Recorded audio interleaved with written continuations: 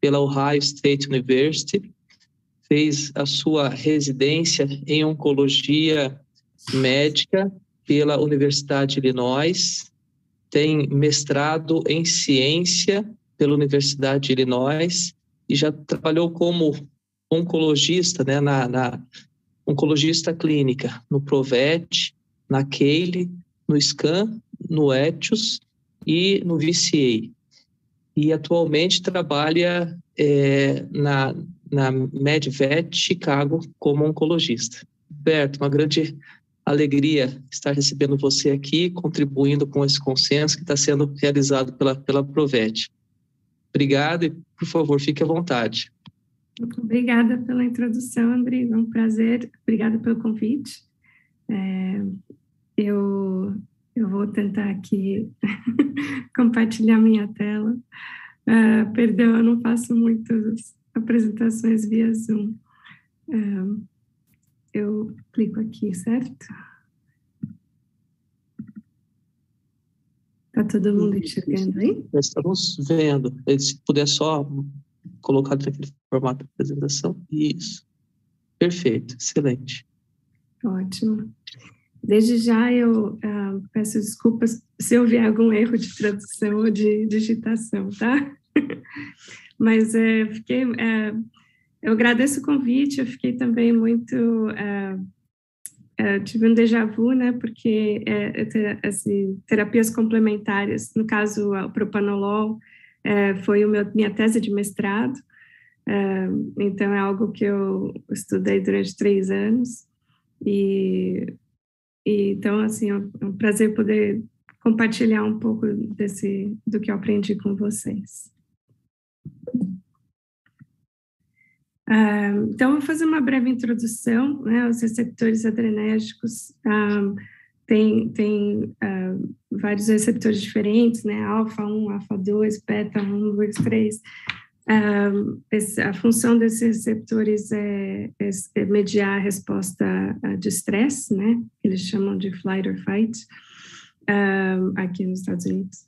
E para ter uma ideia, assim, receptores adrenérgicos não são só na adrenal, né, eles são localizados por todo o corpo, sistema nervoso central, coração, pulmão, baço, fígado, enfim, muitos órgãos diferentes possuem esses receptores adrenais. E o propanolol, ele é um beta-bloqueador, então, os usos são para hipertensão, para arritmia, para taquicardias, tremores, cefaleias, tem muitos usos, inclusive síndrome de estresse pós-traumático. Isso tudo é para ilustrar que o propanolol é uma droga antiga, é uma droga barata, uma droga que tem sido usada durante muito tempo para uma variedade de problemas médicos, né, de condições médicas. Como toda droga, existem efeitos colaterais associados com o uso desse medicamento, né? Um deles é a hipotensão, hipoglicemia, bradicardia, broncoespasmo, distúrbios do sono, vômito, diarreia, sonolência. Esses são alguns efeitos colaterais listados por pessoas, né, os humanos. Em cães, o propanolol é usado para tratar, geralmente, problemas cardiovasculares, né, hipertensão, fibrilação arterial, taquiarritmias, contrações ventriculares prematuras, e, enfim, problemas cardiovasculares. E os efeitos colaterais em cães também são bem parecidos com os efeitos em humanos, né, hipotensão, bradicardia, hipoglicemia, broncoconstrição, diarreia. A dose média de propanolol em cães, né, a dose que é listada no livro que a gente usa, que é o PLUMS, né, o livro de referência, é de 0,1 a 0,2 miligramas por quilo a cada 8 horas, no máximo 1 miligrama por quilo. Então, assim, eu queria, esse início foi para introduzir o propanolol, né, para vocês entenderem o que é e para que serve, e agora eu vou fazer uma ponte no que o por que propanolol tem a ver com hemangiosarcoma, né? E assim, o propanolol, existe uma condição que é o hemangioma de recém-nascido, né? Que é uma condição, assim, geralmente são aquelas manchas vasculares, né? Que alguns bebês nascem com ou desenvolvem logo após nascer. E na maioria das vezes não são condições complicadas, essas lesões vasculares geralmente evoluem sozinhas, mas em alguns casos existem complicações, quando a lesão vascular é muito grande ou muitas vezes acontecem na face, então ele bloqueia nariz, bloqueia os olhos, então começa a afetar algumas funções básicas, né? E nos humanos, alguns estudos dizem que a evolução acontece ao longo de vários anos, né? A maioria obtém regressão completa em torno de 5, 10 anos de idade, como eu disse, a maioria das vezes espontaneamente. A prevalência certamente é maior em bebês caucasianos, né? São brancos. Afro-americanos não têm tanta incidência de hemangioma infantil, tampouco bebês asiáticos, e é o tumor mais comum, acomete em torno de 5 a 10% dos bebês americanos, e aproximadamente 12% dos casos são aqueles mais complicados que eu acabei de descrever. Então, aqui é uma foto para ilustrar o que é um caso complicado de um hemangioma infantil. São aqueles que acabam causando deformidade da face, né, e afeta a função respiratória, enfim. Então, acabei de perceber que meio que eu troquei o slide, né? O título daquele paper era para aparecer aqui. Mas, enfim... o primeiro estudo foi em 2008, se eu me lembro corretamente, onde recém-nascidos estavam sendo tratados com propanolol para problemas cardiovasculares e, por coincidência, notou-se que a lesão vascular evoluiu rapidamente com o uso de propanolol. Então, logicamente, todo mundo ficou muito empolgado e começaram-se a fazer estudos clínicos que esses efeitos foram sendo repetidos ao longo de vários estudos, de modo que hoje em dia o propanolol é o tratamento preferido para hemangioma infantil. E aí foi meio que uma pesquisa ao contrário. Então, primeiro viu-se o resultado e agora estão tentando entender qual é o mecanismo de ação, como que o propanolol serve como tratamento de uma doença vascular.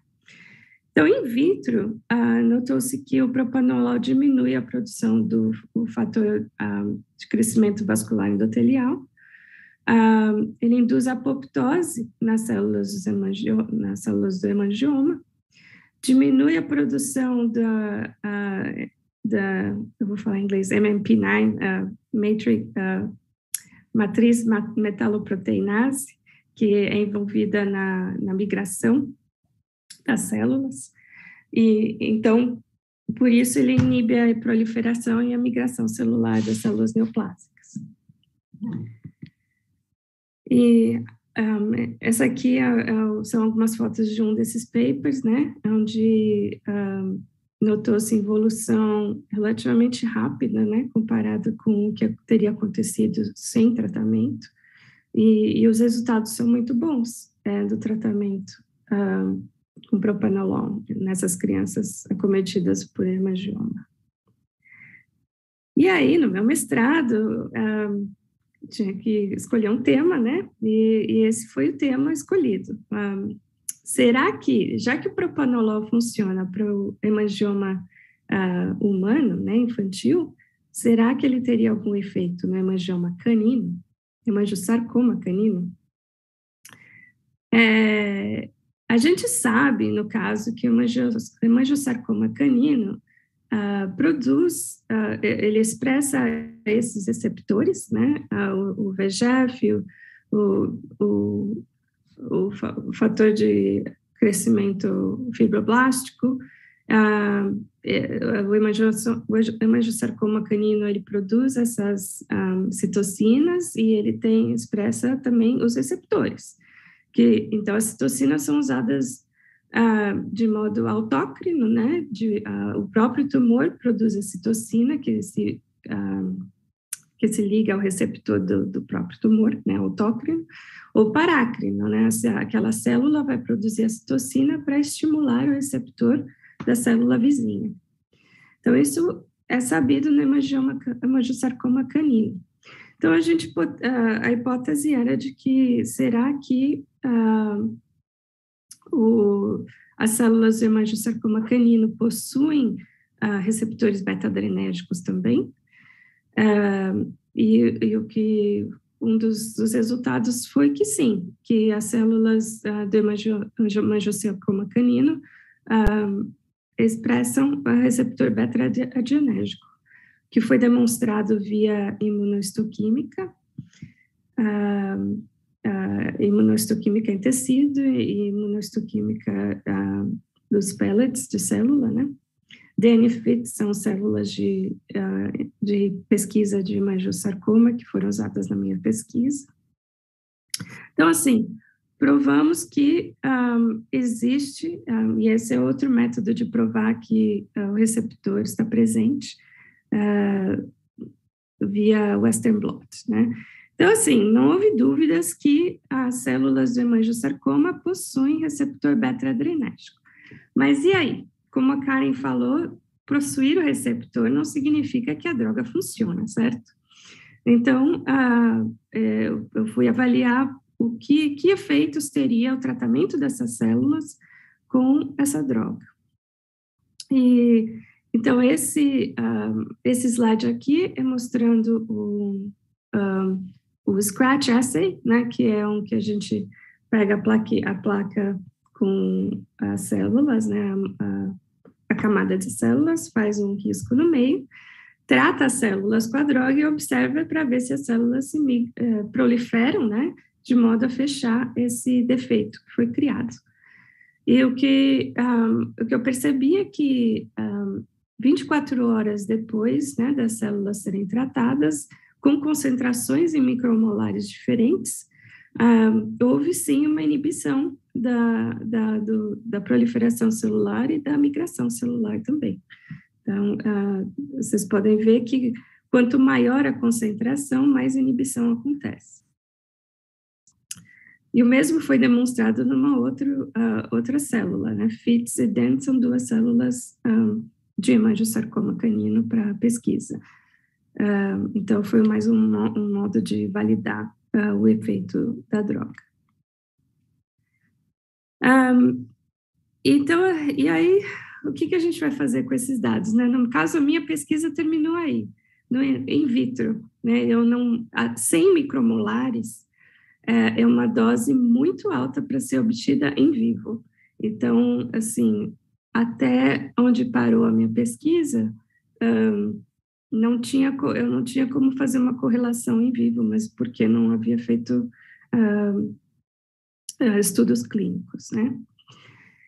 E tem um paper aqui mais recente, onde o propanolol, uma das coisas que eles citam, né, é que um dos mecanismos de resistência quimioterápica vem do sequestro da medicação do quimioterápico em lisossomos, né? Então, a célula vai lá, sequestra o quimioterápico, de modo que o quimioterápico não está mais disponível para causar o seu efeito no núcleo da célula. Mas o propanolol também é sequestrado em lisossomos das células. Então, a hipótese é, será que tratando essas células com propanolol, você aumenta a disponibilidade da doxorubicina? E nesse paper, eles viram que sim, que o uso do propanolol aumentou a disponibilidade da doxorubicina no citoplasma e diminuiu o acúmulo da droga em lisossomos e o efluxo celular da droga. Então, assim, a conclusão é que, tratando com o propanolol, o paciente, você aumenta o efeito da doxorubicina nesse mesmo paciente.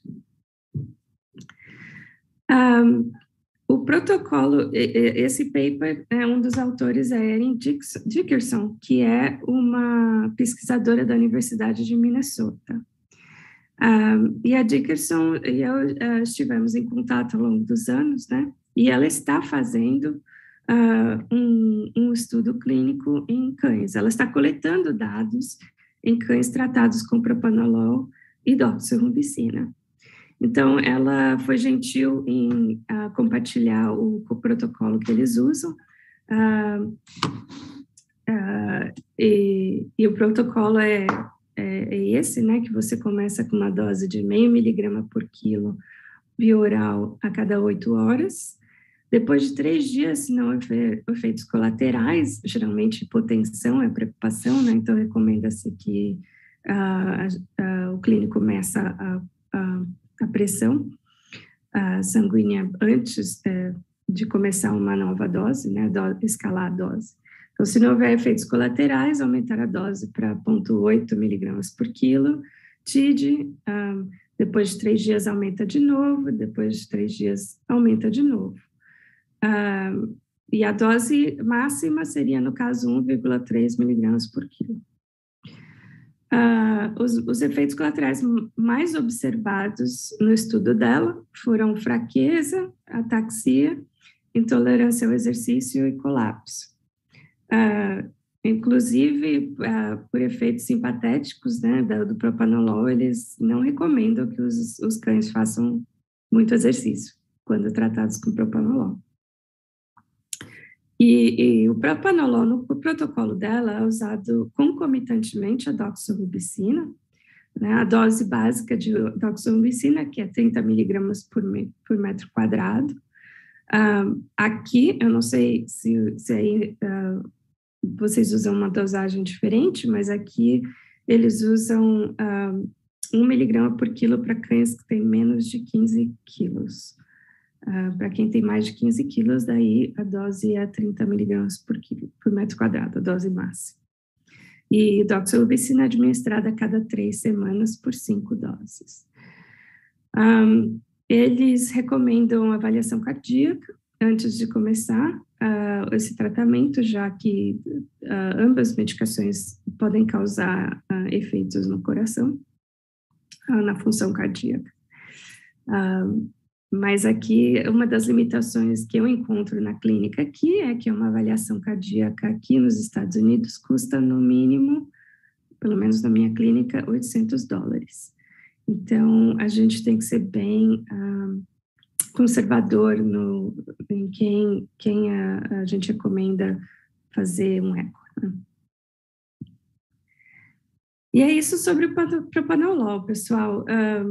Infelizmente, não tenho dados clínicos para compartilhar com vocês. Não, até onde eu sei, não houve assim um clinical trial, né, um estudo clínico randomizado com placebo, enfim, para mostrar que o propanolol de fato aumenta a propanolol associado com a doxorubicina aumenta a sobrevida. O propanolol em si provavelmente não tem muito efeito antineoplásico, mas o propanolol associado à doxorubicina talvez aumente a eficácia da doxorubicina. A próxima terapia complementar que eu vou falar com vocês é o Yunnan Bial. Essa foto, essa caixinha é a marca, é a apresentação mais comum que a gente usa aqui. O Yunnan Bial é uma medicação tradicional chinesa, que é utilizada para hemostase. A fórmula do Yunnan Bial é secreta e é patenteada. Ninguém sabe ao certo o que tem naquelas cápsulas. Parece que um dos ingredientes é ginseng, Tem uma outra fonte que eu pesquisei citou progesterona como um dos ingredientes, mas a verdade é que ninguém sabe o que tem no Yunnan Baiyao. É chinês, né, e é secreto. E o Yunnan Baiyao foi desenvolvido inicialmente em 1902, pelo menos esses são os relatos mais antigos que se tem nessa droga, e ele ficou mais conhecido depois de ser utilizado em soldados feridos na batalha de, eu não vou falar direito, Taizhuang, entre forças chinesas e japonesas. Inclusive tem uma história de um general chinês que precisava ter a sua perna amputada, ou ele iria morrer de hemorragia, e ele se recusou a ter a perna amputada e tomou o tal do Yunnan Baiyao e sobreviveu. E isso é uma história que é passada, e por fim o Yunnan Baiyao ficou conhecido como um remédio milagroso. E ele ganhou popularidade, e hoje em dia é fabricado em larga escala na China. Em 2004, a marca Yunnan Baiyao, que foi patenteada, foi avaliada em 269 milhões de dólares. Enfim, é um medicamento bem popular. E o que o Yunnan Baiyao tem a ver com hemangiosarcoma? O Yunnan Baiyao hoje em dia é bastante usado aqui nas clínicas de emergência para o tratamento de hemorragia. Então, o hemoabdômen, né, quando o cachorro, a maioria dos cães, quando eles chegam com hemorragia interna, até conseguir se estabilizar o paciente, ou levar para cirurgia, para fazer a esplanectomia, às vezes é necessário fazer uso de tudo que é possível. E o Yunnan Baiyao tem sido usado de rotina agora. Então, um grupo da Flórida fez um estudo in vitro, né, para ver quais são os efeitos do Yunnan Baiyao nas células do hemangiosarcoma canino, para ver se o Yunnan Baiyao não só tem um efeito hemostático, mas se tem efeito antineoplásico também. E viu-se que o tratamento das células com Yunnan Baiyao promoveu a morte celular via a ativação da cascada de apoptose, mediada por caspase, não bloqueia a caspase 3.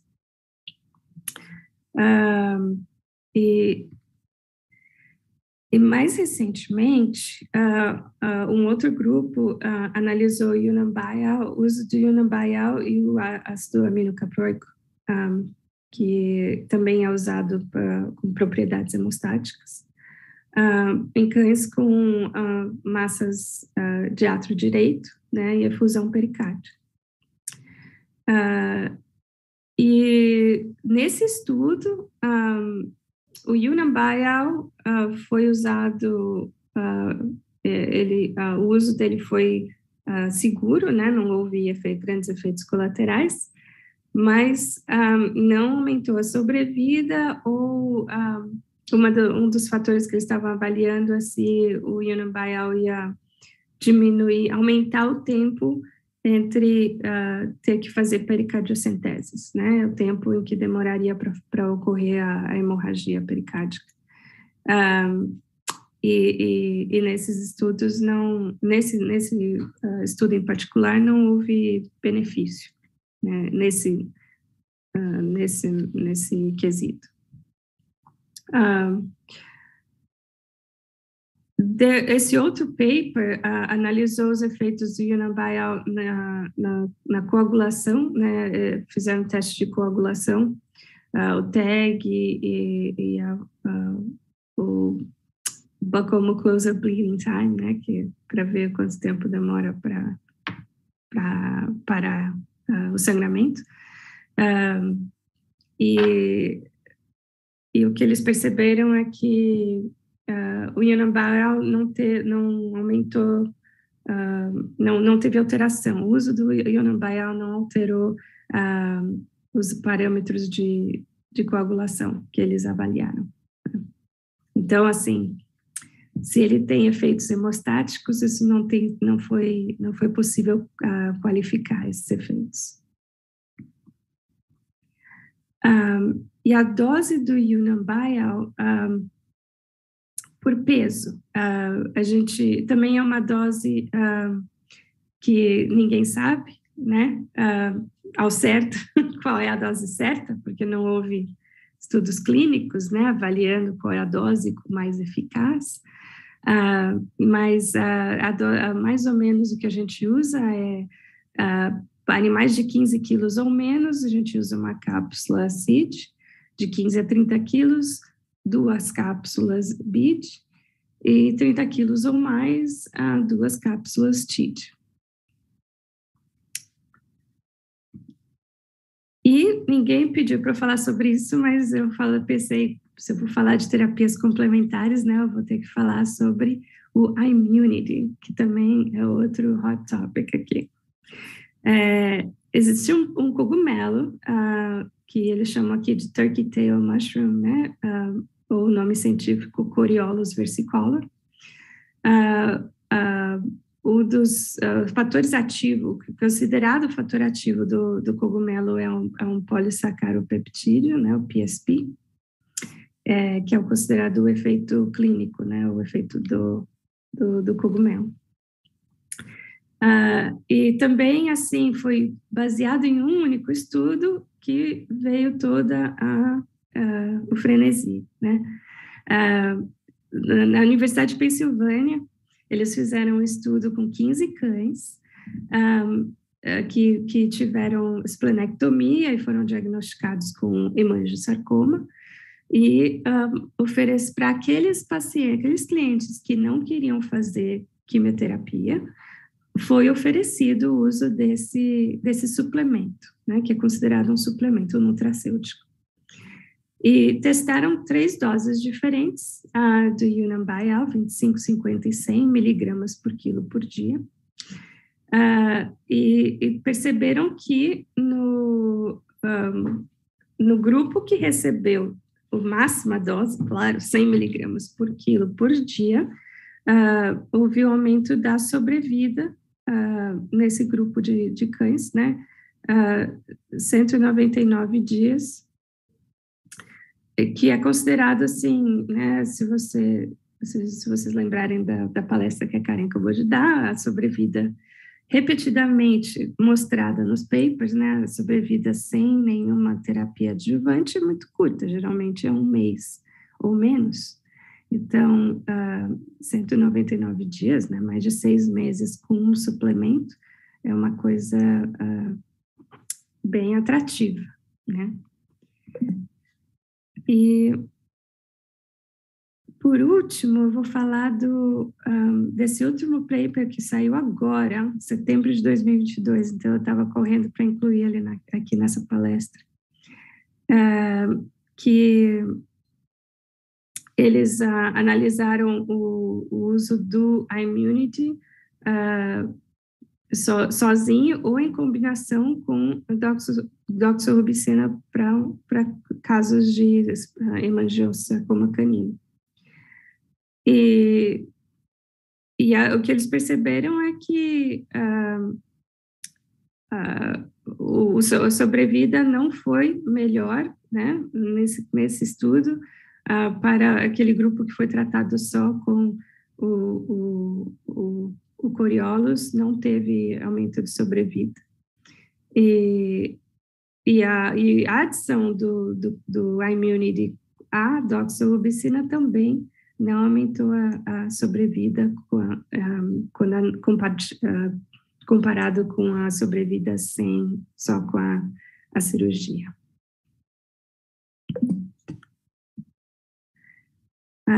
E é isso, pessoal.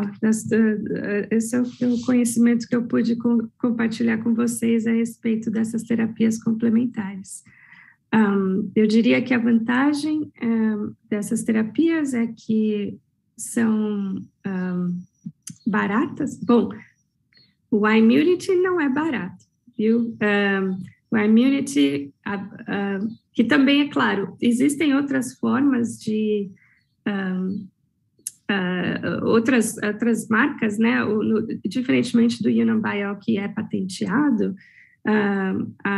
o Immunity não é patenteado, né? Então, você pode comprar o Turkey Tail Mushroom em outras fórmulas por diferentes preços.